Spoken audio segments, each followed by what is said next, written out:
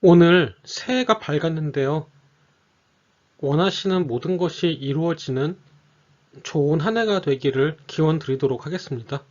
오늘은 일본 제국 내의 각 지역별 역할 분담을 중심으로 말씀드리도록 하겠습니다.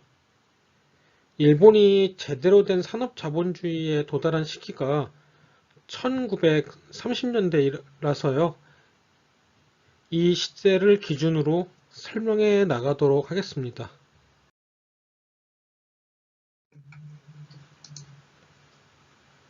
일본의 산업화 정책에 있어 가장 특이한 점은 만주의 특이한 지위입니다. 일본이 아닌 다른 제국주의자들은 예를 들어 영국이나 프랑스 등은 자국의 본토만을 산업화 지역으로 설정하고 자원 공급지는 그냥 착취의 대상으로 이용하고 마는 경향이 있는데요.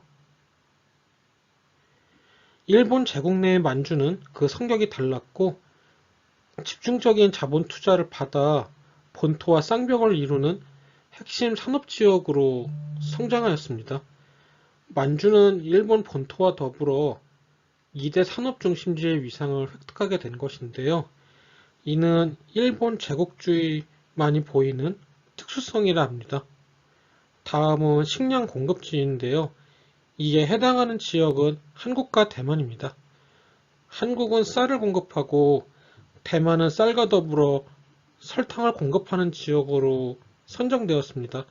다만 만주와 이어지는 북한 지역에는 상당한 공업화가 이루어졌고 대만에도 경공업을 중심으로 한 상당한 산업화가 이루어집니다.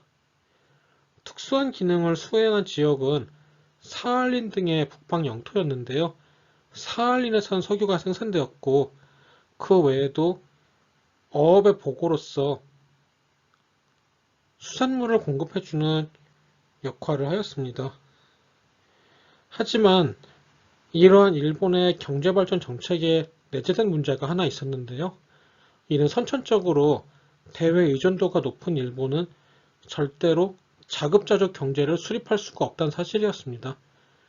무엇보다도 일본이 장악한 영역에서는 석유 등의 전략 물자가 너무나 희소했는데요.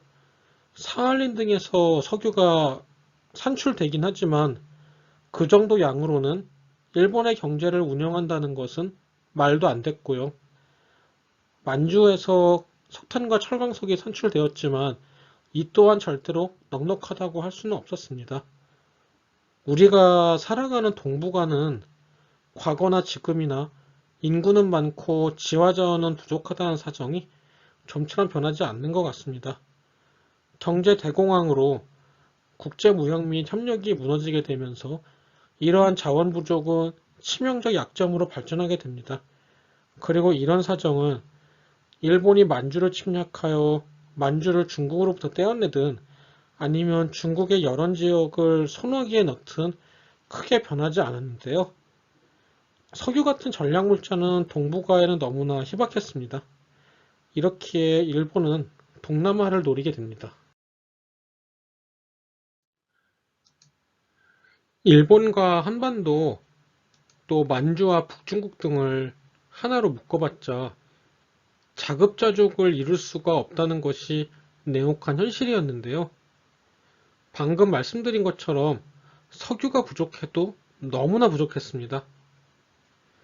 인체는 물이 생명의 근원이라 하지만 산업사회는 석유가 생명의 근원이라고 해도 과언이 아닌데요.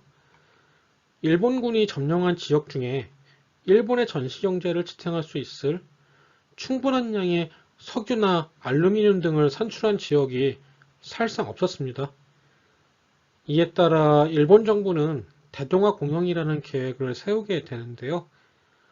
이는 일본과 한반도 또 만주와 북중국 등을 산업지역으로 삼고 자원이 풍부한 동남아를 원료 공급지로 삼아 자급자족이 가능한 경제권을 형성하겠다는 매우 야심찬 계획이었습니다. 하지만 문제는 실현 가능성이었는데요. 군사적으로 해당 지역을 석권한다 해도 일본인들의 계획은 실현 가능성이 사실상 제로였습니다. 일본인들은 자기들의 전쟁은 일본인과 만주인, 또 중국인 등 아시아체 민족이 협력하여 아시아인 모두를 백인들의 식민 지배로부터 구해내고 아시아인들끼리 공동 번영을 달성하기 위한 성전이라고 선동하고 자신들의 침략 전쟁을 정당화하려고 하였는데요. 중일전쟁 등을 치르며 난징 대학살 등을 겪은 중국인과는 달리 인리인 베트남인 등은 처음에는 해당 프로파간다를 진짜로 믿었습니다. 따라서 프랑스나 네덜란드로부터 자신들을 해방시켜줄 일본인을 환영하였는데요. 그들도 머지않아 일본인의 본 모습을 깨달아 버렸습니다. 일본인은 프랑스인이나 네덜란드보다 더 악랄한 착취자라는 사실을 넘어 빈곤하고 무능한 착취자임을 알아차린 것인데요.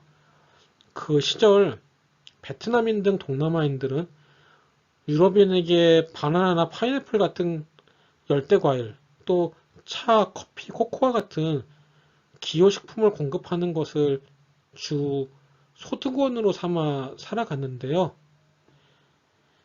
위기에 몰린 일본인들은 이러한 것들을 사 먹을 능력이 사실상 없었기 때문입니다. 중일전쟁이 소모전으로 변화함에 따라 큰 국가적 위기에 빠진 일본인들은 자신들이 바라는 전략물자인 석유나 고무, 보크사이트, 주석, 구리 등을 제외하면 그 어떤 것도 인수할 능력이 없었는데요.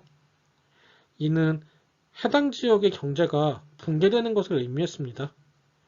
본인이 만일 베트남 바나나 농장을 운영하며 가족 생계를 꾸려온 베트남인이라고 생각하시면 이해가 쉬울 것 같습니다.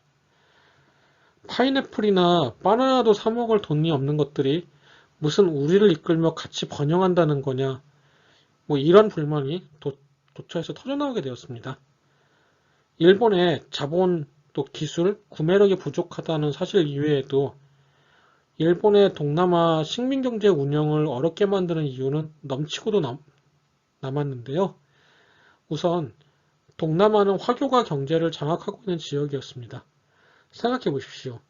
그 어느 화교가 중일전쟁을 벌이고 있는 일본을 지지하겠습니까? 화교도 엄연히 중국인입니다. 설상가상으로 일본의 현지 총독들은 다수의 소수민족 사이에서 벌어지는 그러한 갈등을 조정하고 중재할 능력도 없었고 경험도 없었습니다.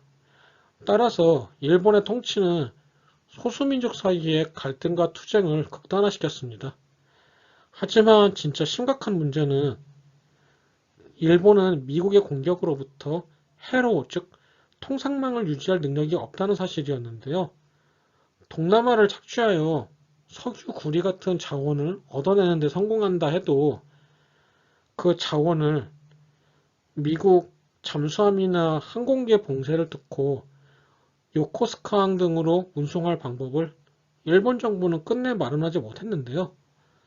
동남아의 자원이 산더미처럼 쌓여 있어도 일본으로 가는 배편을 마련하지 못하기에 출항하지 못하는 것이 일상사가 되었습니다. 일본 상선대의 3분의 1을 가라앉힌 미국 잠수함이 사냥감을 기다리고 있기 때문이었습니다. 결국 대동아 공양은 꿈으로 끝나버리고 만 것입니다.